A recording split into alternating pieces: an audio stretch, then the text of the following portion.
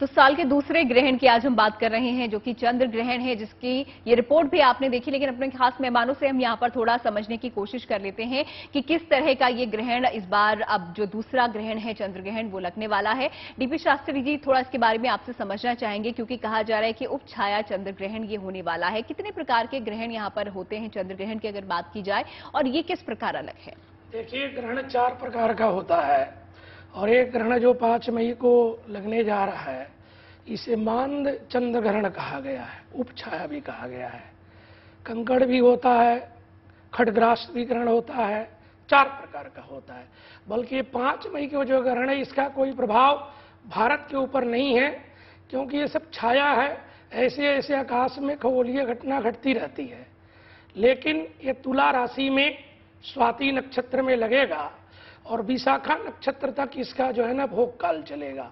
रात्रि में ग्रहण का प्रभाव शुरू होगा और उसके बाद से 8:36 से लेकर के 1:26 तक इसका प्रभाव रहेगा, पूर्णिमा की रात्रि में।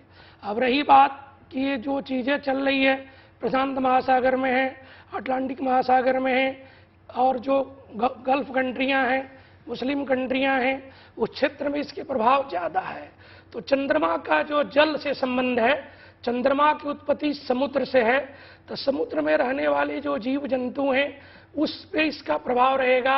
समुद्र के तट से जो कंट्री जुड़ी हुई है, भारत को उस चीज में ना जोड़ें, छोड़ दें। जहां इसका प्रभाव है नगण्य मात्र रहेगा, इसमें कोई डर भय नहीं है। लेकिन 15 दिन के अंतराल में 2 ग्रहण घटने के कारण जो मार्केट है, बाजार है, राजनीतिक है, ये कहीं हलचल बचा के रखता है, क्योंकि मन से इसका संबंध बना करके रखा है। चंद्रमा का संबंध मां लक्ष्मी के भाई के रूप में भी है। चंद्रमा भगवान विष्णु का साला भी है। और सुअस्मा को ब्राह्मणा ना गुंग राजा, ब्राह्मणों का राजा भी चंद्रमा को माना गया है, वेद में ऐसा मिलता है। इसीलिए धर्म के प्रति जो कुछ भी इससे जुड़ता है वो लोग छाया के रूप में मानते हैं। इसमें डरना नहीं है, भय नहीं है, कोई सूतक नहीं है, कोई मंदिर नहीं बंद होगा, देवालय शिवालय के नियम चलता रहेगा। जब तब लोग अपने करते रहेंगे, पूजा पाठ करते रहेंगे। स्नान ध्यान करने से ग्रह काल के दोष का निवारण होता है। या ग्रहण काल में कोई जलाशय शिवालय में जब तब किया जाए तो उससे मन की कामना की पूर्ति भी होती है। रेखा जी, बिल्कुल। डीपी शास्त्री जी, लौटूंगी आपके पास। हमारे साथ अरविंद शुक्ला जी भी बने हुए हैं। अरविंद जी, सूर्य ग्रहण अभी हुआ, सूतक उसमें भी नहीं लग रहा था और इसमें भी नहीं लगेगा, तो क्या लोगों पर इसका कुछ प्रभाव देखने को मिलेगा या फिर कोई प्रभाव नहीं होगा? जी देखिए, ऐसा है कि चंद्रमा के विषय में कहते हैं कि चंद्रमा मनसो जात चक्षो सूर्यो अजायता। तो चंद्रमा क्या है? मन। चंद्रमा मन का, मनोबल का, मानसिकता का, चित्त का, मना स्थिति का, मां का कारक ग्रह है।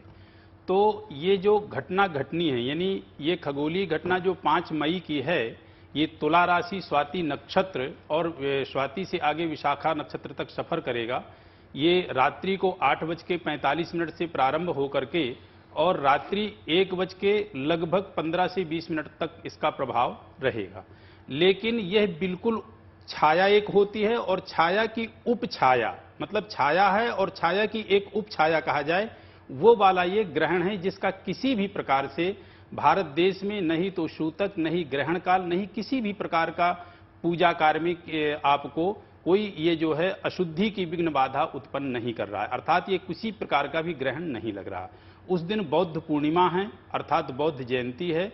तो पूर्णिमा के जो भी पूजा पाठ के कार्य हैं पूरी तरह से आप करें। स्नान दान आदि जो भी आपके होम जप हैं वो अच्छे से करें और उसमें किसी प्रकार का सूतक या पातक नहीं लग रहा। अब बात आती कि इसका प्रभाव। देखिए, चंद्र ग्रहण का प्रभाव 15 दिन होता है और 15 दिन विशेष होता है। तो इस प्रभाव से बचने के लिए जिनकी जन्मपत्री में चंद्रमा किसी भी प्रकार से पीड़ित है, राहु से, शनि से, या जैसे चंद्रमा की स्थिति ज्यादातर पीड़ित होती है राहु और शनि से। राहु के साथ जब बैठता है चंद्रमा तो ग्रहण योग बनता है। शनि के साथ जब चंद्रमा बैठता है तो वहां पे विष योग उत्पन्न करता है। इसी तरह जब सूर्य के साथ बैठता है तो क्षीण योग मतलब क्षीण योग बनता है। तो चंद्रमा को बलिष्ठ करने के लिए अपनी जन्मपत्री में उस वक्त आप अनन्य भाव से भगवान त्रिपुरारी भोलेनाथ की आराधना करें, क्योंकि भगवान भोलेनाथ के मस्तिष्क पे विराजमान है चंद्रमा, और चंद्रमा बहुत ही नवग्रहों में बलिष्ठ ग्रह माना जाता है। क्यों?